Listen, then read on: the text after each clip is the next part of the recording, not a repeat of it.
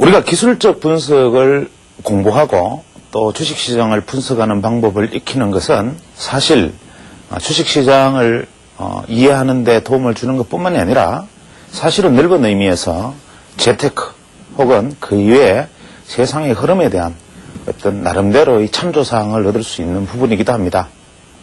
우리가 흔히 요즘 시중에 보면 10억 만들기, 부자 되기와 같은 이야기들이 화두가 되고 있지만 그 모든 방식을 아우르는 것들은 전체가 다 같이 방법론에 치우쳐 있습니다.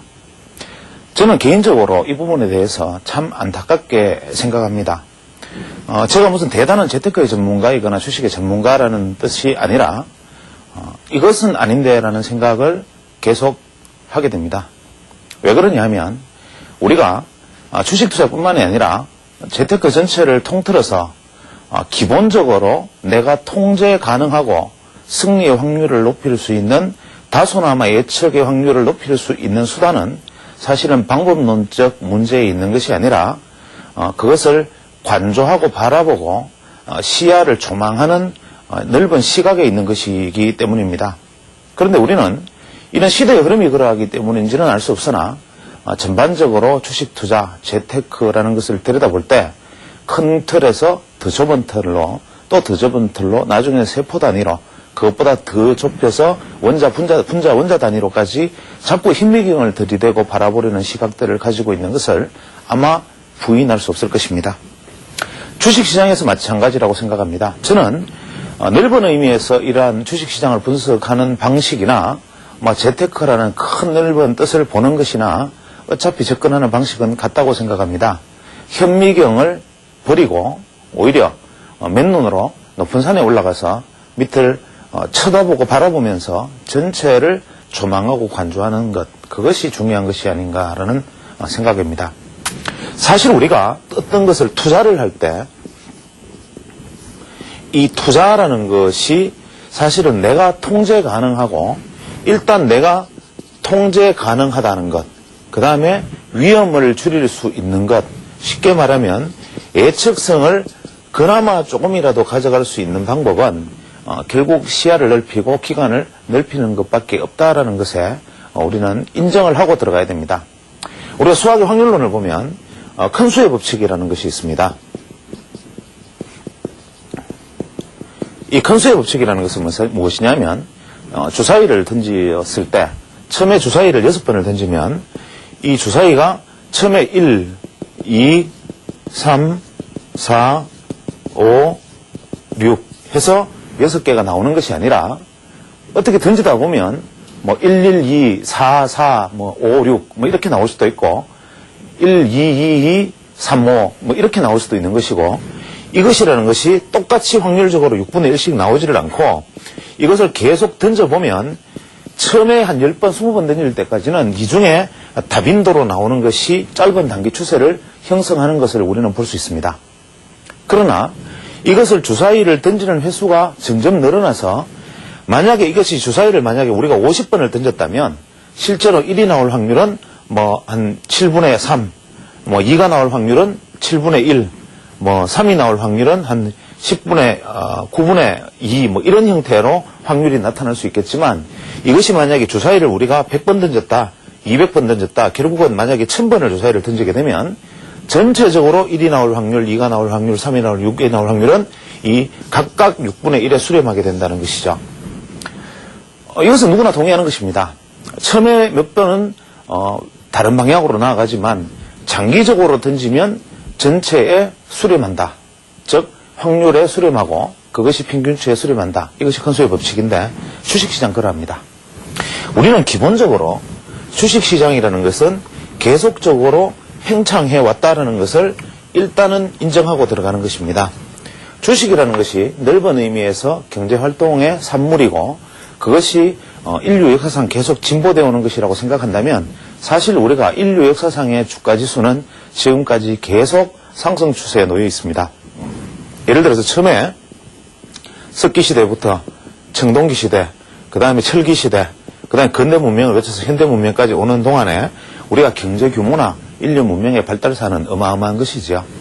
그렇기 때문에 만약에 우리가 주식에서 바라보는 이평선이라는 것의 개념을 여기다 대입해서 본다면 실제로 인류 역사 전체를 조망할 수 있는 이동평균선은 아마 한 5만 일 이동평균선 내지는 한 10만 일 이동평균선 정도가 적당할 것이라고 생각합니다. 뭐 상상할 수 없는 이야기지만 만약에 5만 일 이동평균선이다 이렇게 가정한다면 실제로 인류가 유사일에 생긴 이래로 지금까지 쭉 이러한 형태의 상승구조를 그려왔을 것입니다. 이렇게 상승구조를 그려오는 동안 우리가 이제 이점에는 주식시장이 없을 때는 무시하기로 하고 이것을 주식시장이 생겼을 때도 인류 경제 규모가 이렇게 팽창해오고 과거 100년간은 더 팽창해오면서 이렇게 가겠지만 아마 뭐 핵전쟁이 나거나 아니면 혹성이 충돌해서 인류가 문명이 이렇게 급락하는 경우를 제외한다면 기본적으로 경제라는 것은 이렇게 상방향으로 진행하여 오고 있는 초장기 추세를 가지고 있는 것은 분명합니다.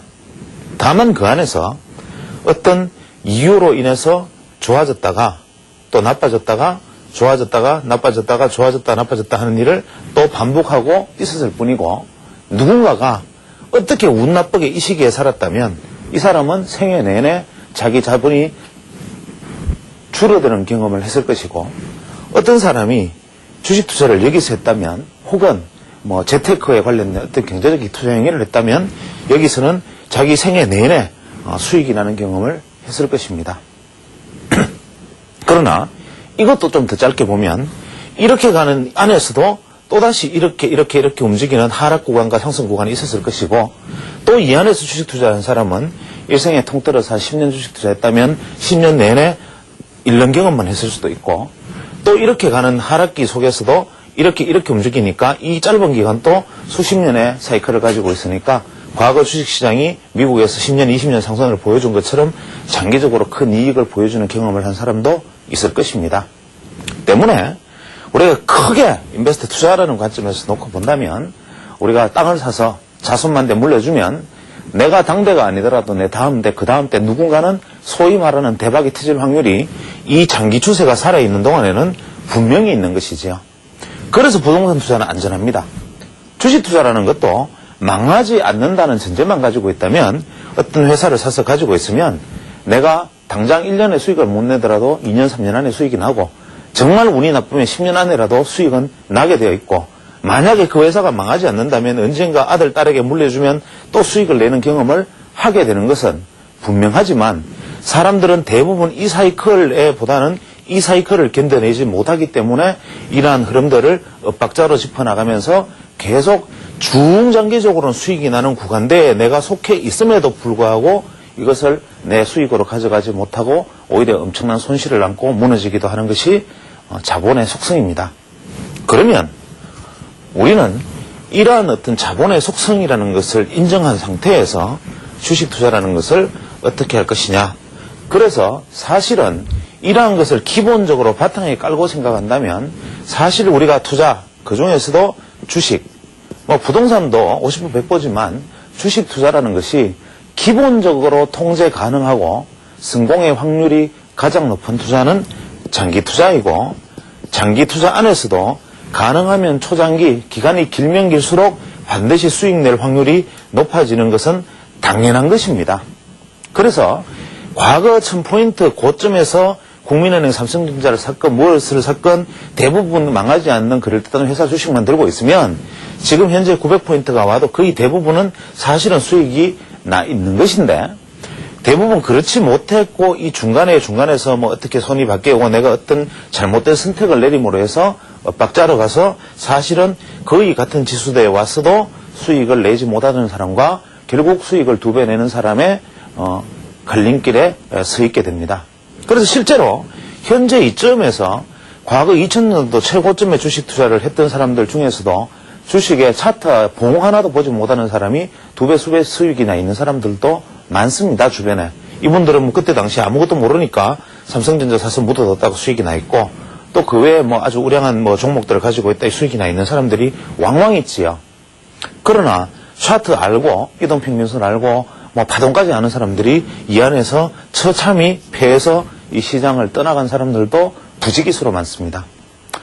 그러면 우리가 이 통제 가능하게 하려면 또 확률을 높이려면 이길 수 있는 승률을 가지려면 장기 투자를 해야 한다면 주식 투자, 뭐 지금 사서 뭐 하나 던져놓고 버티는 것 이외에는 실제로 이런 프로그램을 볼 필요도 없고 제가 말하는 강의도 볼 필요가 없는 것이 아니냐. 맞습니다. 그게 정답이지요. 그러나 우리는 현실의 한계를 대부분 인정합니다. 왜냐하면 개념적 가치상 그것이 타당하다고 동의한다 하더라도 실제적으로 행동으로 연결할 수 없는 것이 또 우리 인간의 약점이기도 합니다. 그래서 제가 현재 계속 이 투자에 관한 문제, 주식에 관한 문제를 어설프게 제가 아는 조그만 지식이라도 알리기 위해서 계속 이 자리에 서 있는 이유도 어차피 통제 가능한 범위에 들어가는 것은 장기 투자라고 아무리 이야기를 해도 자기 스스로 통제 가능하지 아니한 것이 인간의 약점이기 때문에 그 통제 가능하지 않은 상황에서 그래도 비교적 자신을 통제할 수 있는 기준이나 우리가 룰을 어떻게 찾아낼 수 있을까라는 것을 말씀드릴 방법을 연구하는 것입니다. 그래서 저는 이 기술적 분석이라는 소위 말하는 주식에 있어서 분석의 문제에 대해서도 저는 별로 그리 기술적 분석, 기본적 분석 뭐 이런 식의 논리를 별로 그렇게 탐탁하게 생각하지는 않습니다. 우리가 소위 말하는 지금까지 이 프로그램을 통해서 계속 초대해서 말씀을 드려왔던 제도권의 유명한 분석가들이나 애널리스트들 이 많은 분들도 어떤 자기들의 국면에 자기가 맞는 이야기 주장을 할 때가 있지만 또 어떤 국면에서는 그분들의 이야기가 다 틀리는 국면이 있고 기술적 분석가들의 이야기가 또 항상 맞다가 그분들의 이야기는 전부 맞지 않는 국면이 있고 어차피 세상을 보는 잣대가 빨간색 선글라스냐 노란색 선글라스의 차이냐의 뿐이기 때문에 그렇습니다. 눈에 보이는 현상은 같은데 어떻게 보느냐의 문제이지요. 그래서 저는 기술적 분석만을 이야기합니다. 왜냐하면 저는 기술적 분석 위에는 사실 아는 게 없습니다. 제가 무슨 제도권의 유명한 리서치 센터의 장도 아니고 제가 이야기할 수 있는 것은 기술적 분석밖에 없기 때문에 이러한 기술적 분석이라는 잣대를 가지고 어떻게 사용하느냐 이것의 기본 개념은 무엇이냐 하는 것을 이야기를 하는데 저는 사실 이 자리에서 다시 한 가지 제안을 한다면 우리가 기술적 분석이라는 것은 어떤 것을 의미하느냐 하면 우리가 승률이 있을 때 그 승률 중에서 만약에 승리의 순간 쉽게 말하면 이익이 나는 구간 내에서는 이익을 극대화하고 손실이 나는 구간에서는 손실을 최소화하는 방법을 찾자 이것이라고 생각합니다. 기술적 분석이라는 것이 어떤 것을 투자를 해서 이렇게 하면 이익을 낼 수 있다. 이것은 떨어진다. 손실이 난다. 이것을 예측하는 것이라면 이미 기술적 분석으로는 이 주식시장에서 승부를 낸 사람이 부지기수로 나와 있어야 하지만 제가 아는 한때 승부가 난 것처럼 보였던 사람 중에 승부를 낸 사람은 한 사람도 없는 것으로 알고 있습니다. 과거에 뭐 한때 실세를 풍미했던 우리가 뭐 대박 쉽게 말하면 뭐 수익률 대회 우승자들 뭐 수천 퍼센트 수만 퍼센트의 수익을 냈다고 한때 떠들던 분들도 지금 그분들 역시 뭐 전화 한 통화에 200원씩 500원씩 받아서 먹고 사는 신세로 거의 대부분 아니 99%가 전락해서 그 짓을 하고 있습니다. 그것이 주식시장이고 그것이 소위 말하는 분석까지요. 그래서 우리는 이 기술적 분석에 대한 환상을 일단 먼저 깨고 들어가야 됩니다. 이기는 방법, 지는 방법. 이것이 오른다, 내린다의 예측은 근본적으로 불가능하다. 이것은 가능하지 아니한 행동이다라는 것을 분명하게 짚고 넘어갑니다. 기술적 분석에서 내가 맞힐 확률은 무조건 50%고 그것은 반반의 확률을 넘어설 수 없다. 가장 훌륭한 기술적 분석가는 계속적으로 동전을 던져서 50%의 확률에 수렴해 나가는 것이고 좀 모자라는 기술적 분석가는 그나마 동전 던져서 운이 나쁘게 확률에 수렴하지 않고 밑으로 쳐졌다가 그나마 오래 해봐야 확률에 수렴할 수 있는 사람 정도라고 저는 감히 단언합니다. 만약에 50% 이상의 시장 전망을 내일부터 오른다 내린다 해서 50%의 시장 전망의 수익을 공개적으로 낼 수 있는 분이라면 저는 그분에게 어떠한 대가를 치르고서라도 그분을 스승으로 모시고 할 용의도 있습니다. 그러나 저는 단언하건대 제가 이 부분에서 꽤 오랫동안 많은 분들을 만나봤지만 그렇게 할 수 있는 사람은 단언컨대 없다. 그러면 도대체 제가 말하고자 하는 기술적 분석의 요지는 무엇인가 하면 저는 이렇게 생각합니다. 기술적 분석은 냉정하게 이야기하면 손실 관리에 속하는 것이고, 두 번째로는 포트폴리오 운영에 관한 문제다. 이렇게 정리를 합니다. 이 두 가지는 같은 이야기입니다. 즉 다시 말하면 이런 것이죠. 기술적 분석에서 우리는 어떤 잣대를 활용하느냐 하면, 실제로 주식시장에서 5대5의 승률만 올릴 수 있다면 수익을 크게 낼 수 있는 것이 기술적 분석이다. 심지어는 6대4의 승률만, 4대6의 승률만 낼 수 있어도 그나마 괜찮은 수익을 낼 수 있게 해주는 것이 기술적 분석이다. 혹은 3대7의 수익만 낼 수 있어도 그나마 본전을 할 수 있게 만들어주는 것이 기술적 분석에 대한 안목이다. 2대8의 수익을 낼 수 있다면 어느 정도 손실을 적게나마 최소화하고 넘어갈 수 있게 해주는 것이 기술적 분석이다. 저는 이렇게 생각합니다.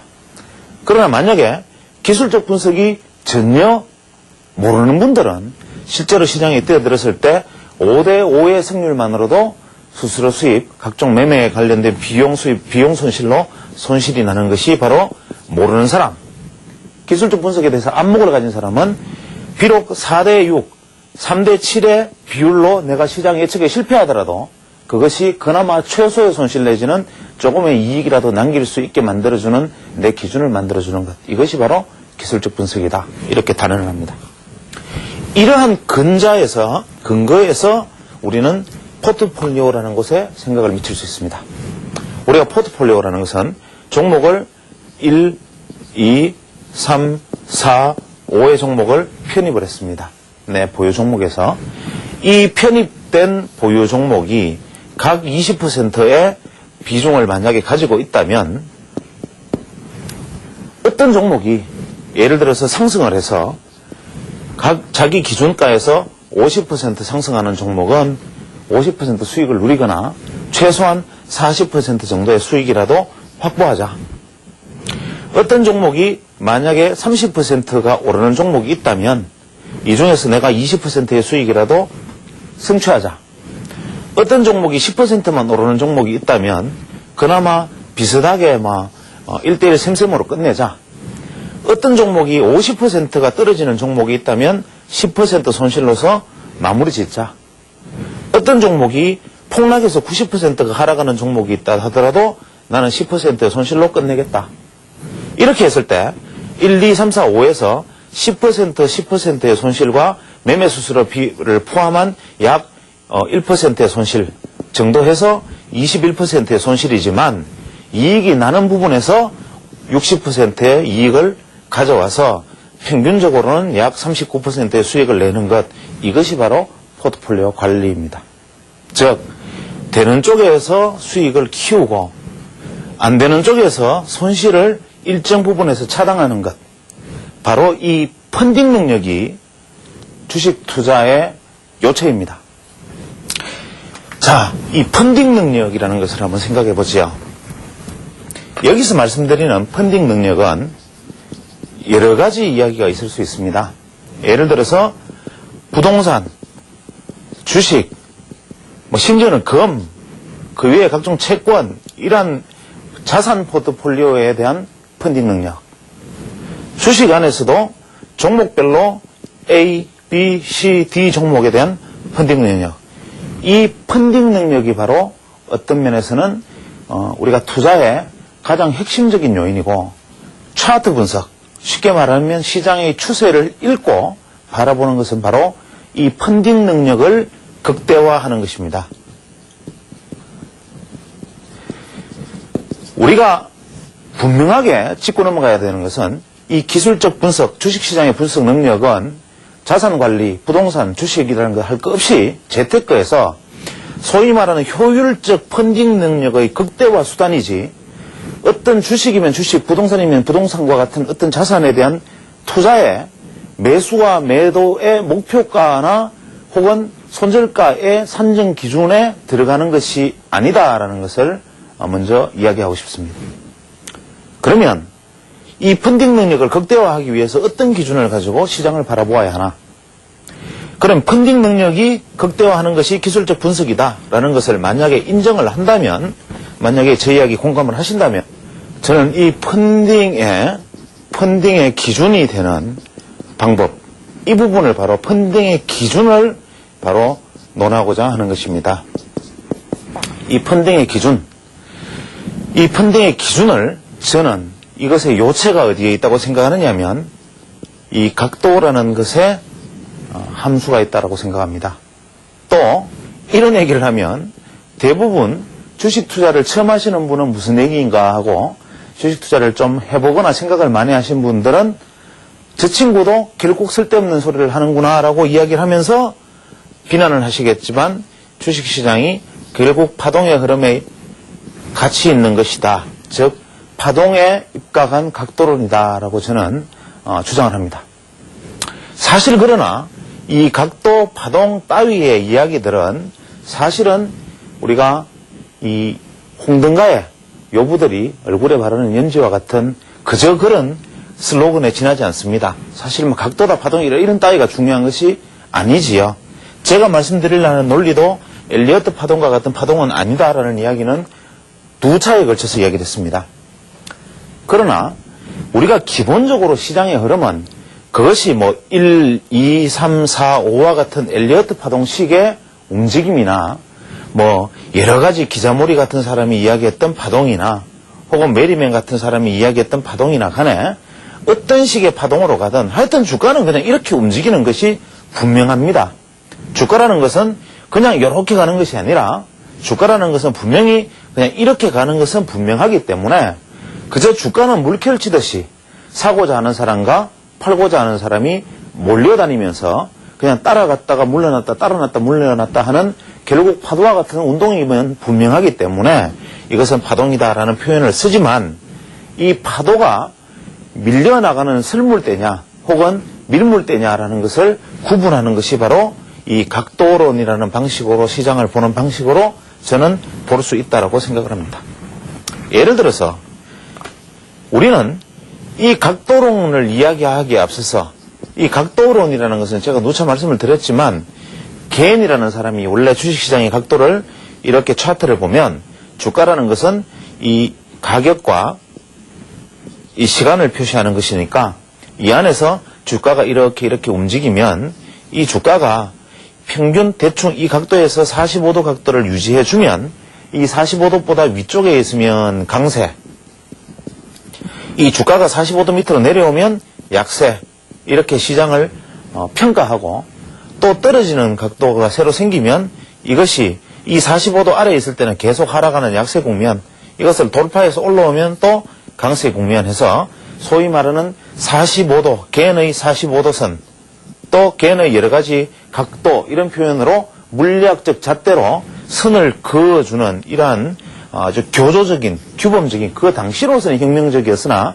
지금으로 봐서는 막 다소 치기 어린 판단과 비슷한 이런 어떤 각도들을 이야기하는 각도, 이런 것은 아닙니다. 제가 말씀드리고자 하는 이 각도라는 것은 무엇이냐 하면 시장이라는 것은 어쩔 수 없이 전체적인 추세 방향을 따라가면서도 그 따라가는 방향이 이렇게 따라갈 수밖에 없다라는 것을 이야기하는 것입니다.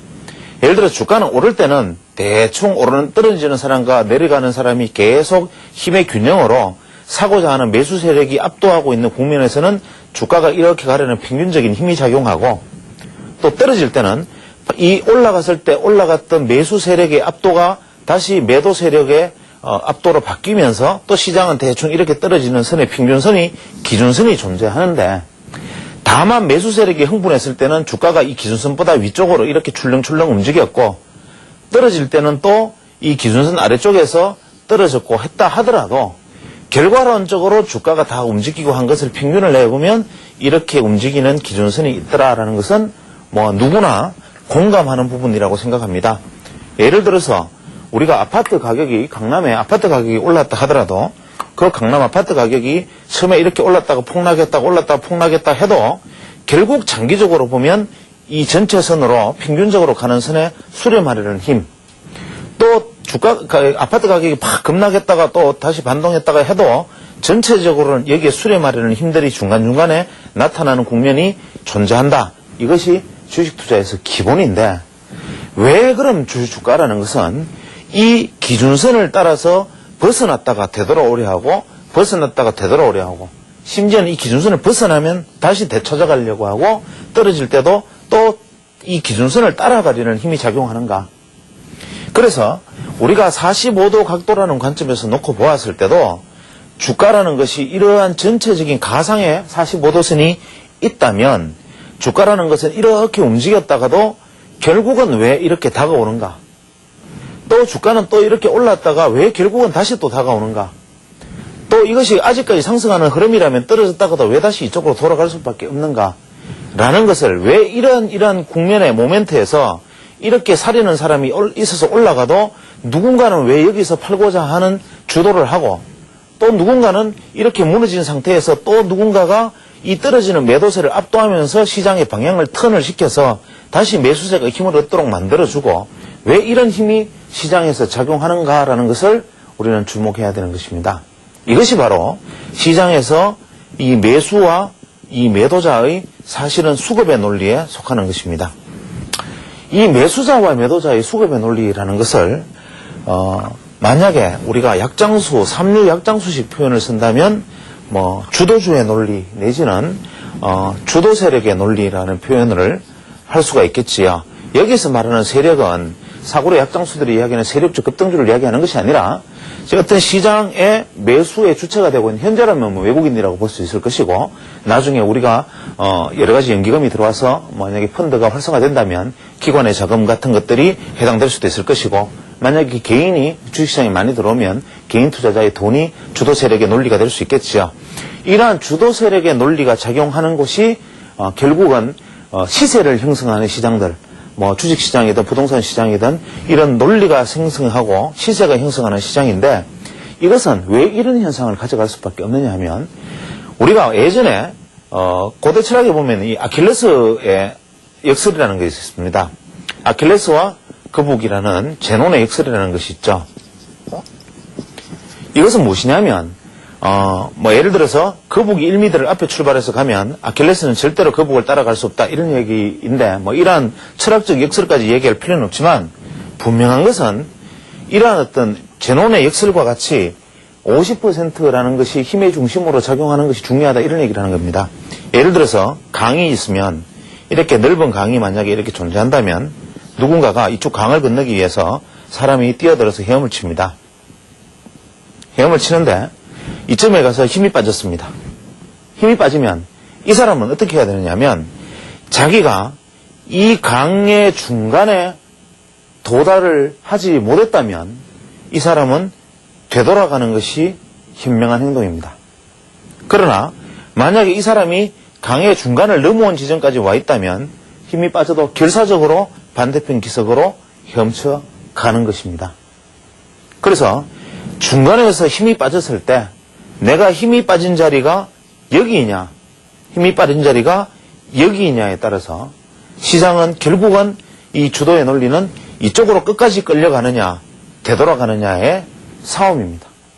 그래서 우리는 여기에서 목표로 하는 출발선 이것이 바로 주식시장에서 이야기하면 이 가격과 시간의 논리에서 제가 말하는 소위 45도 개인이 말하는 45도 개인의 45도 제가 말하는 내재각 내재 추세각 즉 1대1로 대응을 할 수 있는 대응의 시세를 형성하는 각도 예를 들면 45도라는 물리학적 각도가 중요한 게 아니라 A라는 종목은 시간이 이렇게 흐를 동안에 이런 추세로 그냥 계속 오르는 것이 A라는 종목의 시세라면 이 A라는 종목의 45도 각도는 사실 이 각도일 것이고 B라는 종목은 이렇게 느슨하게 계속 오르는 것이 자기의 주추세라면 시간의 각도에 따라서 이렇게 흐르는 것이 개인식으로 이야기하면 45도 각도다.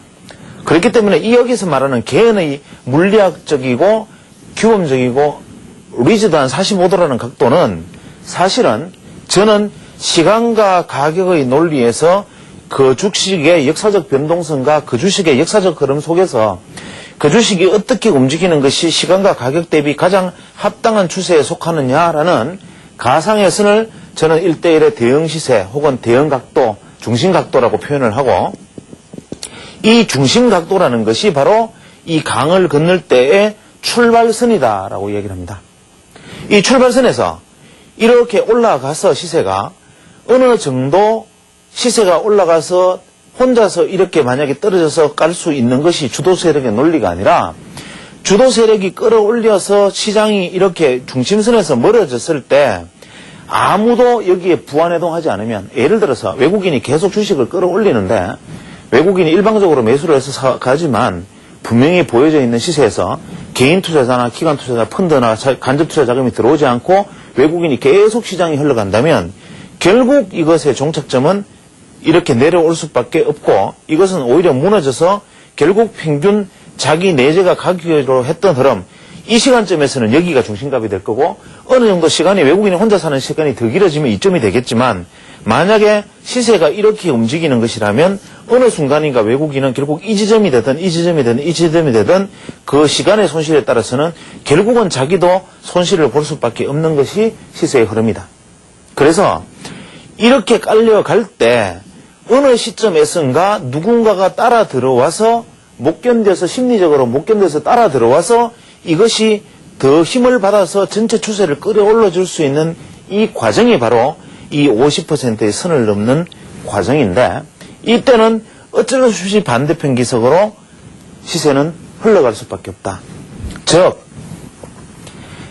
누군가가 의도했든 의도하지 않았든 그것을 내가 삼성전자를 사고 안 사고 바이코리아를 하고 하지 않고의 문제가 아니라, 무엇인가 시장의 수급의 논리 때문에 어떤 한 축이 시장을 매수하는데 주도로 나섰다면, 또 어떤 한 축이 시장을 매도하는데 주도로 나섰다면, 결국 시세라는 것은 주고받는 것이기 때문에 나머지 한 축이 가담해 주지 않은 상태에서는 이 축선은 그냥 이렇게 갈 수밖에 없다는 것을 이야기하는 것입니다.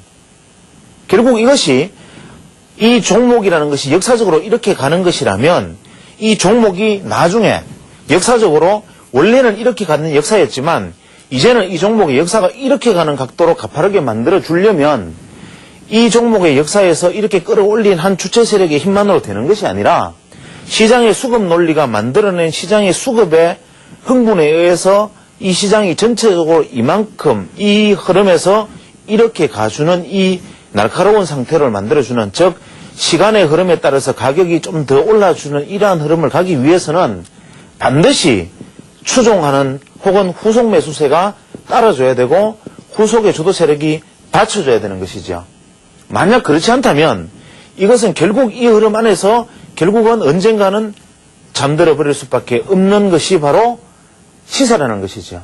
이것은 과거 역사가 증명하고 있기 때문에, 지금 외국인의 지분이 어떻게 되었다, 지금 우리는 내수 부진 때문에 개인들은 어떻게 도망가고 있다, 이런 사실이 중요한 것이 아니라, 시세라는 것을 그냥 크게 높은 데서 내려다보면 지금 현재 사는 사람이 외국인이든 개인이든 기관이든 그것이 중요한 게 아니라, 그저 시세, 이것을 그냥 바라볼 때는 이 시세라는 것은 현재 이렇게 가고자 하는 이 시세 안에서 정말 이렇게 한번 변환을 해주려면, 정말 한 단계 뛰어넘는 이러한 변환이 되어 주려면, 이것은 시장 전체의 수급이 매수자와 매도자가 공히, 또 매수자가 시장을 압도하는 상황, 누군가가 컨센서스가 형성되는 상황으로 만들어 주어야 하기 때문에 이것을 만들어주는 힘을 잃는 것, 이것이 바로 우리는 각도와 파동의 요체다, 이 이야기를 다시 해드리는 것입니다.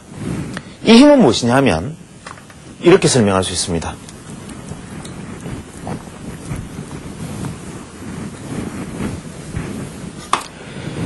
주식시장에서 우리가 시세를 이야기할 때 부동산이든 무엇이든 마찬가지입니다. 심지어는 기업의 투자도 마찬가지죠. 심지어는 기업의 경기 사이클마저도 사실은 이 전체의 법칙 안에서 움직이고 있습니다. 시세라는 것을 이야기할 때 우리가 중요한 것은 무엇이냐 하면, 과거에 그러했다는 경험칙을 깨버리는 것, 과거에 이러했다라는 것을 그러나 지금은 이라는, 소위 말하는 그러나 지금은, 이게 바로 시세에서는 굉장히 중요한 것이다, 이것입니다.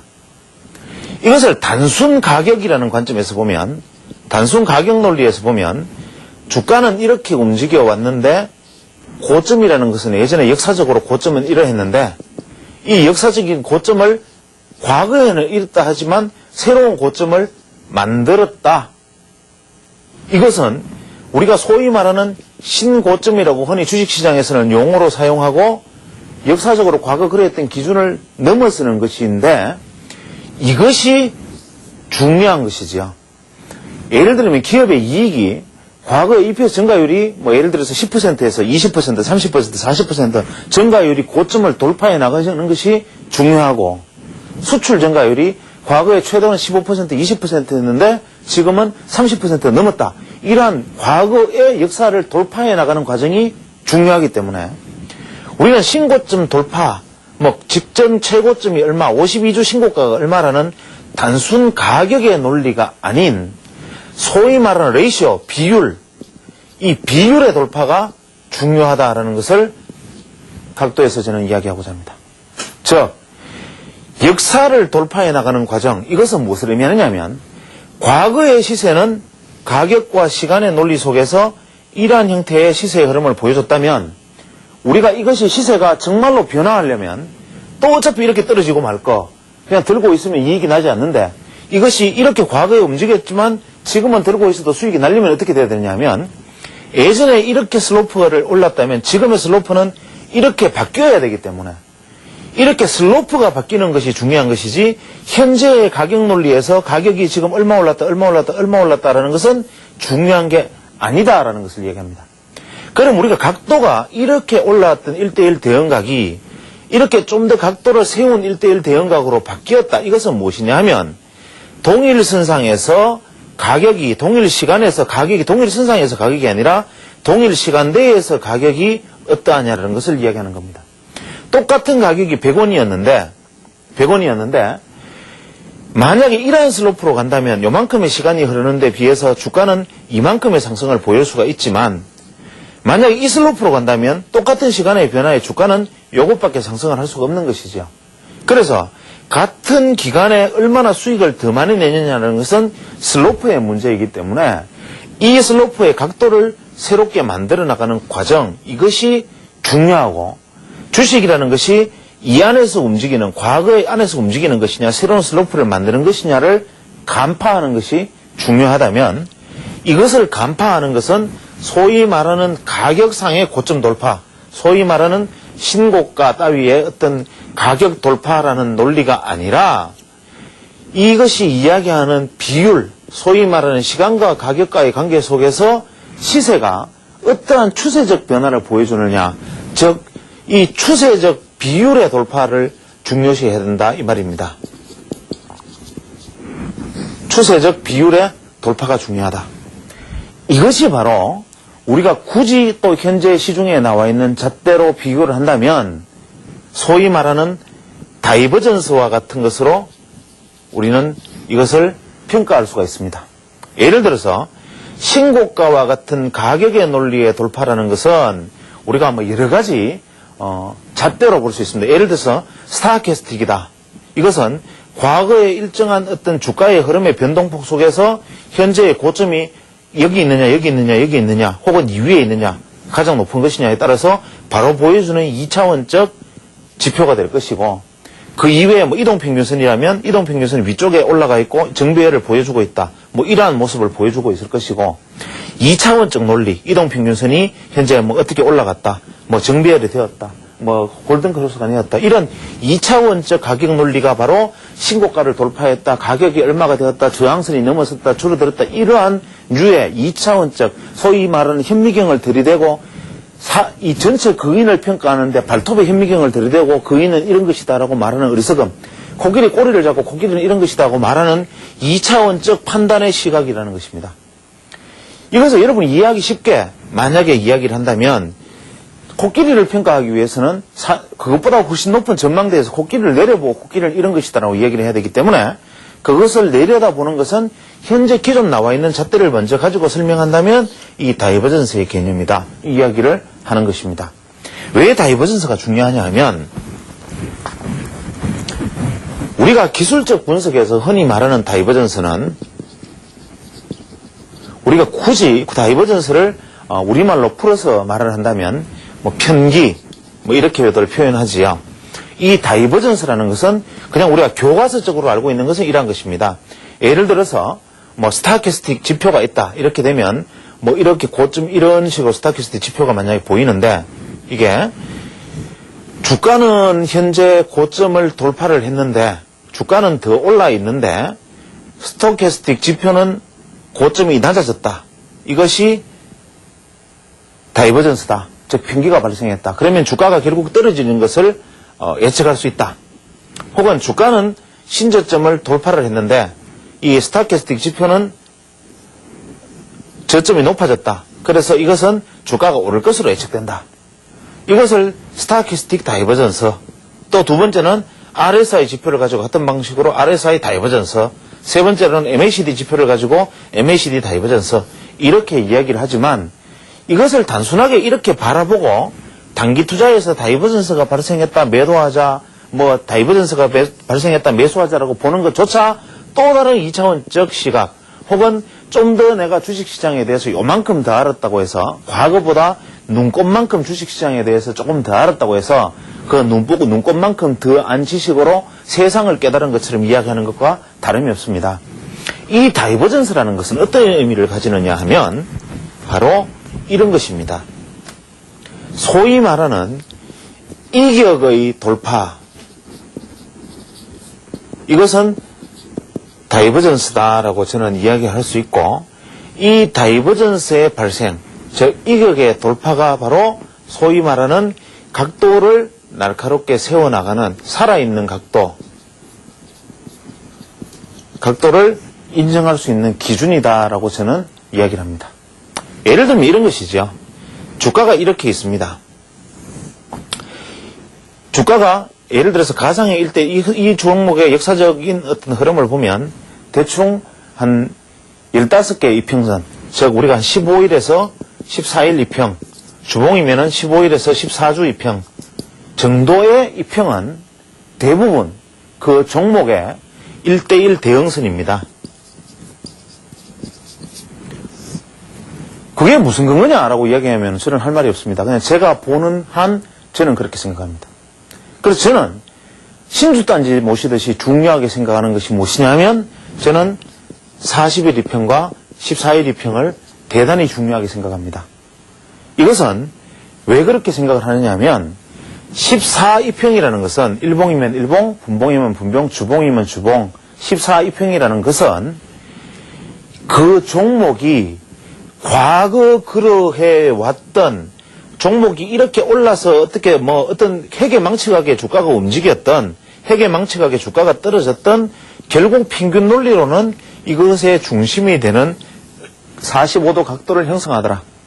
즉 1대1의 대응선을 형성하기 때문이다.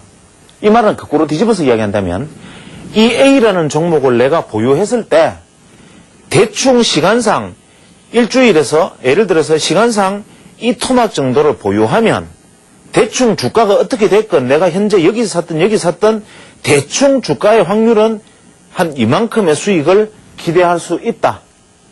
또 한 이만큼의 시간을 기다리면 또 이만큼의 수익을 기대할 수 있고, 만약에 하락 국면이라면 결국은 이만큼의 시간이 흐르면 또 이만큼의 손실이 최종적으로는 나타날 수 있다.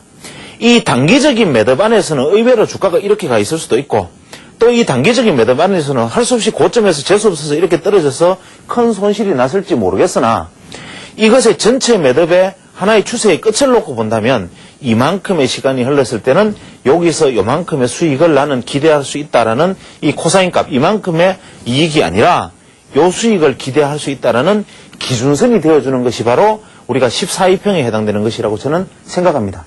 그러면 이 14이평에서 보여주는 주가가 14이평의 위치를 중심으로 여기 있느냐라는 거리, 이것은 소위 말하는 45도의 대형선 대비 주가가 얼마나 현재 움직임을 달리 보여주고 있나라는 소리도 되지만, 좀 쉽게 이야기하면 단순 논리로는 2차원적으로 14이평 내지 15이평의 이격이, 이 이격도가, 소위 말하는 이격의 크기가 바로 1대1 대응선, 1대1 대응각, 즉 45도 각도를 수렴해야 되는, 궁극적으로는 이 시세가 수렴하는 이 45도 각도에 주가가 어떠한 모습으로 이탈해 있는가. 만약에 이렇게 주가가 있는데 지금 14일 이평의 흐름이 좁혀서 봤을 때 14 이평이 이렇게 가고 있다. 내지는 1대1 대응의 흐름선이 이렇게 가고 있는 가상의 선이 있다면, 현재 주가가 지금 여기 있다면 이것이 더 올라서 더 매수세가 유입이 되면서 결국 이 전체의 대형선 자체를 이렇게 만들어줄 수 있는 것인가? 아니면 이것이 결국 이 견인력에 의해서 이렇게 올 수밖에 없는 것인가라는 것을 이 판단하는 기준이 바로 이 14 내지 15 이평의 이격에서 답이 있고, 이 이격의 다이버전스가 바로 현재 이것을 끌어올린 매수세가 아까 말했던 이 중간선을 넘어섰느냐 넘어서지 않았느냐. 결국 너 따라올 때까지 다음 추가해서 내가 이만큼 끌어올렸으니까 너네들이 따라올 것이냐 말 것이냐, 죽기 살기로 다음 건 기서까지 끝까지 사들이는 매수 세력의 추세냐, 아니면 이쯤에서 이거 안 따라오니까 되돌아가서 도로 팔자 해서 소위 말하는 우리가 두려워하는 외국인들이 이제는 도로 팔아버릴 것이다라와 같은 되돌아가는 논리냐. 외국인이 지금 현재 사들여지는 지금의 국면으로 놓고 본다면 외국인이 강의 반을 지금 넘었느냐 넘지 않았느냐를 판단하는 기준은 바로 이 14 이평 내지는 이 45도 내지 1대1 대응선에서 이격을 벌려나가는 모습, 이 이격의 모습에서 판단할 수가 있다는 이야기를 지금 저는 드리고 있는 것이고, 이 이격을 가지고 판단하는 모습이 바로 강의 중심을 넘었으면 이 강의 기서까지는 끝까지 갈 것이다. 이 이야기는 결국 새로운 하나의 어떤 흐름의 모델 1대1 대응선을 만들어줄 것이냐. 아이고 안 되겠구나, 아무도 안 따라오는구나, 개인들 다 팔고 연기금도 들어오지 않는구나, 결국 한계다, 나스닥도 떨어지니까 우리도 팔고 한국시장 도망가자, 물량 떠넘기고 도망가자 해서 이렇게 다시 되돌아오는 흐름으로 가는 것이냐를 이해하는 것이 바로 이 14 이평에 대한 이격의 흐름, 다이버전스, 비중, 이 각도의 변화에 답이 있다, 이런 얘기를 하는 것입니다. 자, 지금 제가 하는 이야기를 들으면 지금 저 친구가 하는 이야기가 너무 쉬운 이야기 같기도 하고 무슨 소리인지 잘 모를 것 같기도 하고 수수께끼 같기도 하고 가끔은 생뚱맞은 소리를 하는 것 같기도 하겠지만, 제가 드린 말씀을 토대로 일단은 깊이 한번 생각해 보시고 다음 시간에 다음 강좌할 때 이끌어 나갈 때 좀 더 심화해서 이제는 이것이 어떤 식으로 분석하는 데 요체가 될 수 있는가를 논의해 보도록 하겠습니다.